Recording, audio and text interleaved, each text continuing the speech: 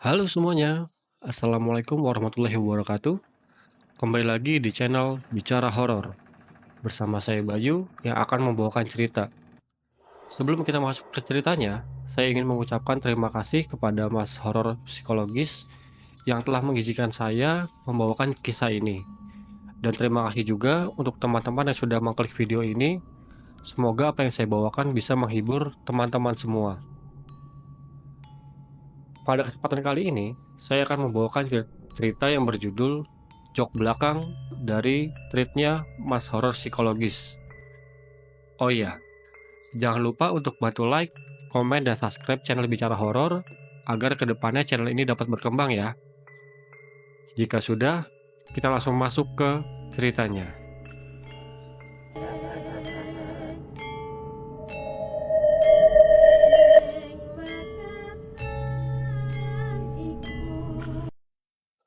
Jok Belakang by Horor Psikologis. Mawar melangkah anggun di antara pepohonan tinggi menjulang. Gaun sutra berwarna emerald hijau membalut tubuh rampingnya dengan sempurna. Sinar matahari sore yang lembut menerpa wajahnya, memunculkan kilauan perhiasan berlian yang menghiasi telinganya. Hari itu, dia menjadi bintang utama dalam pemotretan majalah fashion ternama bertemakan Mawar dan Rahasia Hutan. Lokasi pemotretan dipilih di sebuah wahana alam yang masih asri, belum terjamah pembangunan. Pohon-pohon tua dengan akar berkelok dan dedaunan lebat menjulang tinggi, seakan membentuk kanopi yang melindungi area tersebut dari terik matahari. Udara terasa sejuk dan lembab, dipenuhi aroma khas tanah dan dedaunan yang baru saja diguyur hujan sore. Para kru sibuk menyiapkan peralatan kamera dan lighting, sementara Mawar berlatih berpose dengan arahan sang fotografer, Fahri. Coba sedikit ke kanan, Mawar. Sandarkan punggungmu ke batang pohon itu, tapi pastikan ekspresi tetap fierce. Instruksi Fahri sambil mengintip dari balik kamera. Mawar berjalan mendekati pohon beringin tua yang dipilih sebagai latar belakang utama. Batang kokoh dan berlumut, akar-akar menjalar kuat ke permukaan tanah seperti jari-jari raksasa. Mawar meletakkan tangan kirinya di batang pohon itu untuk menopang tubuhnya, sementara tangan kanannya terangkat ke udara dengan anggun, seolah sedang memetik sehelai daun tak kasat mata. Saat berpose, Mawar merasakan hembusan angin sejuk yang tiba-tiba menerpa wajahnya. Dia menoleh ke sekeliling, namun tak ada tanda-tanda hembusan angin kencang. Hanya daun-daun berdesiran pelan tertiup angin sore. Dia kembali fokus pada arahan Fahri, namun perasaan aneh itu tak kunjung hilang. Mawar, coba tatapanmu dibuat lebih serius. Bayangkan ada rahasia yang tersimpan di balik hutan ini, kata Fahri. Mawar memejamkan mata sejenak, berusaha mendalami perannya. Dia membayangkan dirinya sebagai penjaga rahasia hutan, sosok yang terhubung dengan kekuatan alam yang tersembunyi. Saat membuka mata, dia menatap lurus ke depan, mencoba menampilkan aura misterius yang diminta oleh Fahri. Tiba-tiba, di antara desiran daun-daun, Mawar seperti mendengar bisikan halus. Suaranya samar-samar, tak jelas, namun terasa menusuk kendang telinganya. Dia mengerutkan kening, bingung dengan apa yang baru saja didengarnya. Apakah itu hanya hembusan angin yang bergesekan dengan dedaunan, atau sesuatu yang lain? Mawar mencoba mengabaikannya dan kembali fokus pada pemotretan. Namun, bisikan itu terus berdatangan, semakin lama semakin jelas. Suara itu seperti gumaman orang tua yang tak bisa dimengerti, namun terasa dingin dan menyeramkan. Mawar merinding, bulu kuduknya berdiri tegak. Perasaan tidak nyaman itu semakin kuat, seolah ada sesuatu yang mengintainya dari balik pepohonan rindang. Pemotretan pun selesai menjelang senja. Cahaya matahari mulai meredup, digantikan oleh semburat warna jingga dan ungu yang menghiasi langit. Mawar merasa lega, sesi pemotretan telah usai. Dia ingin segera meninggalkan tempat itu. Entah kenapa hawa dingin dan perasaan tidak nyaman terus menghantuinya. Mawar dan Rini bergegas membereskan peralatan pemotretan. Langit senja mulai memerah. Cahaya keemasan berganti dengan semburat ungu dan jingga yang suram. Suasana hening mencekam menyelimuti kawasan hutan itu. Hanya diiringi desiran daun-daun yang bergesekan tertiup angin malam. Rasa yang tidak nyaman yang dirasakan Mawar sejak sesi pemotretan tadi semakin menguat. Bulu kuduknya meremang. seolah ada sepasang mata yang mengintainya dari balik dedaunan lebat. Dia mempercepat langkahnya menuju mobil, diikuti Rini yang membawa beberapa peralatan yang tersisa. Mereka segera meninggalkan lokasi pemotretan, meninggalkan jejak-jejak langkah yang terburu-buru di tanah lembab. Mesin mobil dihidupkan, lampu depan dinyalakan, menerangi jalanan berbatu yang berkelok keluar dari kawasan hutan. Sepanjang perjalanan, Mawar tak bisa menghilangkan perasaan gelisah. Dia terus melirik ke kaca spion tengah, berharap bayangan aneh yang dia rasakan tadi hanyalah imajinasi akibat sugesti. Namun, hawa dingin yang menusuk dan hembusan angin terasa berbeda, semakin menambah ketegangan. Rini yang menyetir mencuri pandang ke arah Mawar. "Mawar, kamu kenapa? Pucat banget deh," tanya Rini dengan nada khawatir. Mawar menggeleng pelan, tak ingin menceritakan pengalaman anehnya di lokasi pemotretan. Dia takut dicap berlebihan atau malah dianggap gila oleh Rini. Dia berusaha untuk terlihat tenang, namun matanya tak bisa lepas dari bayangan di kaca spion. Suasana semakin mencekam kala mobil memasuki jalan lintas desa yang sepi. Lampu jalan yang remang-remang hanya menambah kesan angker. Tiba-tiba, Mawar melihat sesuatu di kaca spion tengah. Denyut nadinya berpacu sekencang hentakan gendang. Sosok gelap berkelebat di pinggir kaca spion. Bentuknya samar-samar, namun terlihat menyerupai seorang nenek-nenek tua dengan rambut putih panjang terurai dan gaun panjang berwarna putih lusuh. Jantung Mawar berdebar kencang. Dia gemetar dan refleks menoleh ke belakang. Jok baris ketiga yang biasanya kosong, masih kosong. Tidak ada seorang pun di sana. Mawar menghela nafas lega. Namun rasa takut belum sepenuhnya hilang. Dia yakin dengan apa yang dilihatnya di kaca spion. Rini, panggil Mawar dengan suara bergetar. "Kenapa?" tanya Rini masih fokus menyetir. "Aku kayak lihat sesuatu di belakang deh," bisik Mawar sambil menuju ke kaca spion. Rini menoleh ke belakang sekilas. "Lihat apa? Nggak ada apa-apa deh. Tadi aku lihat ada nenek-nenek di jok belakang," kata Mawar dengan suara parau. Pakaiannya putih, rambutnya panjang. Rini terdiam sesaat. Dia melirik Mawar dengan tatapan ragu. "Mawar, kamu pasti capek. Mungkin itu halusinasi aja," kata Rini mencoba menenangkan Mawar. Mawar menggeleng kuat. Dia semakin yakin dengan apa yang dilihatnya. Ketakutan itu pun memuncak. Dia tidak bisa menahan diri lagi. "Rini, tolong berhenti," teriak Mawar histeris. Rini yang terkejut dengan teriakan Mawar, dia segera mencari tempat aman untuk meminggirkan mobil. Mereka berhenti di depan pos ronda yang kebetulan sedang ramai, dengan warga setempat yang sedang berbincang-bincang. Mobil berhenti dengan dencitan ban yang nyaring di depan pos ronda. Mawar yang masih bergetar dan berkeringat dingin, segera membuka pintu mobil dan berlari keluar. Rini yang tak kalah terkejut menyusul dari belakang. Mereka disambut tatapan kaget dari beberapa warga yang sedang berkumpul di pos ronda. Seorang pria parubaya dengan kumis tebal yang tengah menceluput kopi, mendekati Mawar dan Rini dengan tatapan ramah. "Ada apa mbak-mbak? Kok buru-buru?" tanyanya dengan sopan. Mawar terbata-bata, berusaha mengatur nafasnya yang tersegal-segal, menjawab, "Pak, tolong, ada sesuatu di mobil saya," ucapnya terbata-bata. Rini yang sudah sedikit tenang menjelaskan kejadian yang mereka alami. Dia bercerita tentang pemotretan di hutan dan sosok nenek-nenek tua yang dilihat Mawar di kaca spion.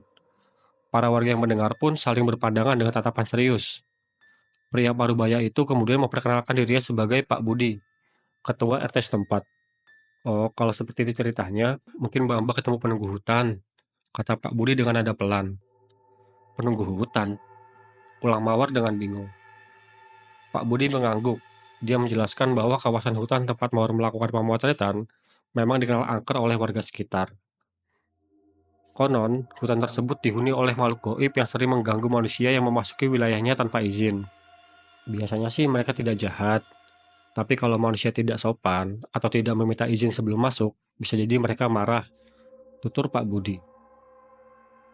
Mawar terdiam, baru menyadari kelalaiannya. Mereka sama sekali tidak meminta izin atau sesaji sebelum melakukan pemotretan di hutan itu. Rasa bersalah pun menyelimuti dirinya.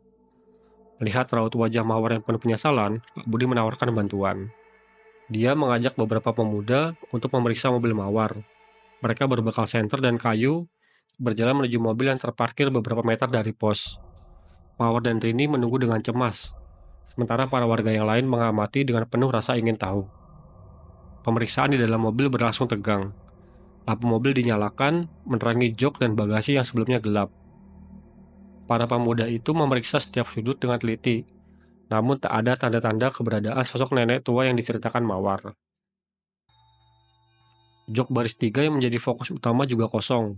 Hanya terdapat beberapa peralatan yang tertinggal. Setelah selesai, para pemuda itu kembali ke pos ronda. "Gak ada apa-apa kok, Bu," kata salah satu pemuda sambil menggelengkan kepala. "Mungkin mbaknya tadi memang capek," bisik yang lainnya. Mawar merasa bingung. Dia yakin dengan apa yang dilihatnya di kaca spion.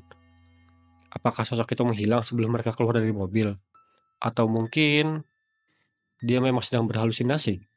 Pak Budi kemudian menjelaskan bahwa makhluk gaib terkadang bisa menyembunyikan diri dari pandangan manusia.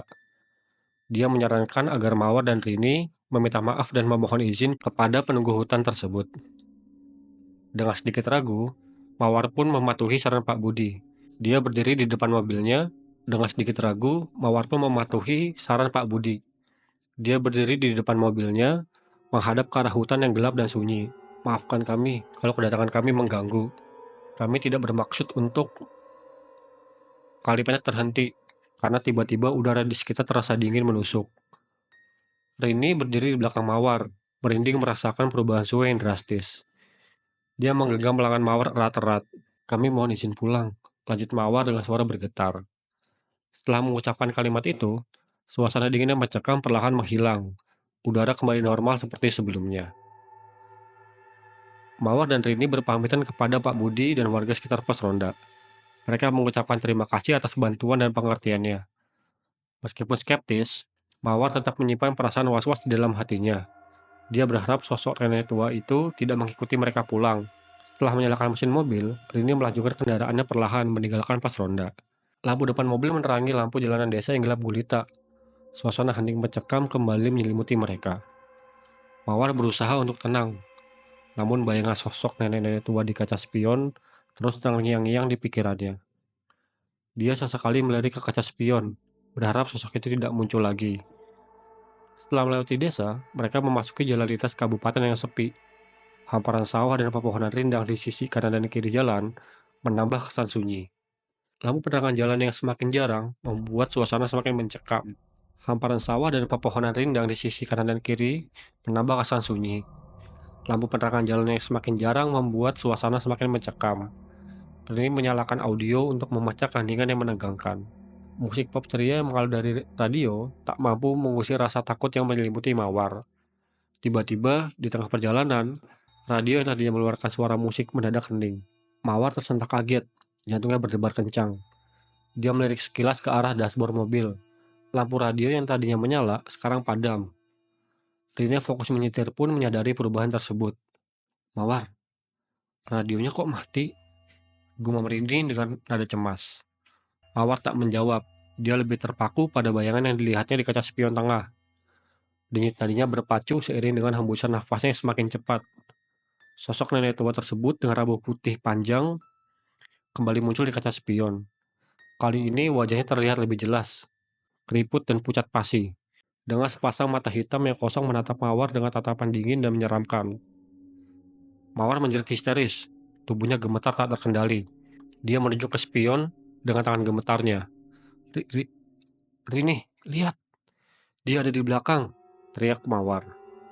Rini yang terkejut dengan teriakan Mawar segera menoleh ke kaca spion. Wajahnya langsung pucat pasi saat melihat sosok nenek tua di sana. Dia membelalakan matanya, tak percaya dengan apa yang dilihatnya. Rasa takut yang dingin merayap di sekujur tubuhnya. Kaki kirinya yang menginjak pedal gas terasa lemas seketika. "Astagfirullahaladzim." Desis Rini sambil refleks meraih tasbih yang selalu dibawanya. Dia terus berdoa dalam hati, memohon perlindungan dari apapun yang sedang menguntit mereka. Mawar terus berteriak histeris. Suaranya bergema memecahkan keheningan malam. Dia meronta-ronta di jok mobil, berusaha menjauh dari sosok nenek tua yang semakin jelas terlihat di kaca spion. Rini berusaha untuk mengendalikan diri dan tetap fokus menyetir. Dia tahu, jika dia ikut panik, maka keselamatan mereka berdua bisa terancam. Dengan tangan gemetar, Rini menginjak pedal gas lebih dalam. Dia memacu mobil sekencang mungkin, berusaha menjauh dari sosok nenek tua yang mengikuti mereka. Jalan yang berkelok dan berlubang dilalui Rini dengan kecepatan tinggi, mengabaikan rasa takut yang mencekam. Mawar masih terus berteriak histeris, wajahnya banjir air mata. Mobil melaju kencang membelah malam, lampu depan menyayat kegelapan, menerangi jalan yang berkelok berlubang. Rini yang biasanya menyetir dengan tenang, kini terlihat tegang. Kedua tangannya menggenggam kemudi dengan erat. Mawar terkulai lemas di jok penumpang. Tubuhnya gemetar tak terkendali. Teriakan histerisnya perlahan mereda, digantikan oleh isak tangis yang pilu. Bayangan sosok nenek tua di kaca spion masih terngiang di benak Mawar. Tatapan dingin dan wajah pucat pasti itu terus menghantuinya. Dia tak berani lagi melirik ke kaca spion, takut melihat sosok itu kembali muncul. Perjalanan yang tadinya menyenangkan, kini berubah menjadi mimpi buruk yang tak terlupakan. Setelah memacu mobil dengan kecepatan tinggi, Rini akhirnya melihat cahaya lampu penerangan jalan di kejauhan. Tanda-tanda memasuki perkotaan. Lega rasanya menyelimuti hati mereka. Seiring dengan bertambahnya cahaya lampu jalan, sosok nenek tua tersebut perlahan menghilang. Rini mengurai kecepatan mobil. Nafasnya terengah-engah akibat memacu adrenalin selama perjalanan. Kita berhenti sebentar ya, kata Rini dengan suara bergetar. Mawar mengangguk pelan. Dia membutuhkan waktu untuk menenangkan diri dan memulihkan staminanya yang terkuras. Mereka berhenti di sebuah restoran cepat saji yang masih buka 24 jam. Suasana ramai di dalam restoran menjadi penenang bagi Mawar dan Rini.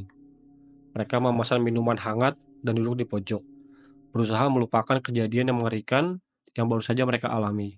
Setelah emosinya sedikit tenang, Mawar menceritakan pengalamannya kepada Rini secara detail. Rasa bersalah dan penyesalan kembali menyeruak di hatinya. Dia sadar bahwa mereka telah lalai dan tidak menghormati penunggu hutan sebelum melakukan pemotretan. Rini yang tadinya skeptis, kini tidak bisa mengelak lagi. Dia menyaksikan sendiri sosok nenek tua yang muncul di kaca spion. Kejadian ini pun menjadi pelajaran berharga bagi mereka berdua. Setelah beristirahat cukup lama, Mawar dan Rini melanjutkan perjalanan pulang. Kali ini suasana di dalam mobil terasa berbeda. Keramaian dan hiruk-pikuk jalanan di malam hari yang biasanya mereka anggap mengganggu, kini terasa menyenangkan. Kehadiran lampu jalanan dan keramaian kota justru membuat mereka merasa aman. Kejadian mengerikan itu meninggalkan trauma mendalam bagi Mawar. Dia selalu dihantui rasa takut dan bayangan sosok nenek tua di jok belakang mobilnya. Dia pun menjadi lebih hati-hati dalam beraktivitas, terutama di malam hari dan di tempat-tempat sepi. Mawar tak pernah lagi menerima tawaran pemotretan di tempat-tempat angker atau lokasi yang belum pernah ia datangi sebelumnya. Dia selalu mencari informasi terlebih dahulu dan memastikan tidak ada pantangan atau hal-hal yang perlu dipatuhi sebelum memasuki suatu tempat. Pengalaman ini juga mengubah kepribadian Mawar. Sombongan dan sikap cuek yang dulu sering ditampilkannya perlahan memudar. Dia menjadi pribadi yang lebih rendah hati dan lebih menghargai kearifan lokal, serta hal-hal yang tak kasat mata. Malam itu menjadi malam yang tak akan pernah terlupakan bagi Mawar dan Rini.